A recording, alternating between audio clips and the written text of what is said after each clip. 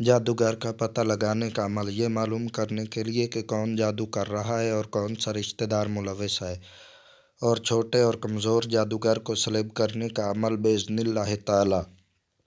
درود ابراہیمی 11 بار، سورۃ زلزال 41 بار، سورۃ ابراہیمی 11 بار، اس کے بعد 33 بار سورۃ توبہ کی آخری 2 آیات، اور پھر یہ پڑھتے ہوئے سو جانا ہے۔ یہ سارا عمل رات کو سونے سے پہلے پڑھیں، کمزور مریض حضرات نہ پڑھیں۔ سورۃ زلزال 41 بار سے زیادہ نہیں پڑھنی، ورنہ جادو کروانے والے کو نقصان زیادہ ہو سکتا ہے۔ یہ عمل نقصان پہنچانے کی نیت سے نہ پڑھیں۔ خواب کے ذریعے اللہ تعالیٰ سارا معاملہ دکھا دیں گے۔ 3 سے 11 دن تک پڑھیں۔ اجازت لینا ضروری ہے۔ اجازت لینے کے لیے 5 بار درود ابراہیمی پڑھ کر کومنٹ میں ڈون لکھیں۔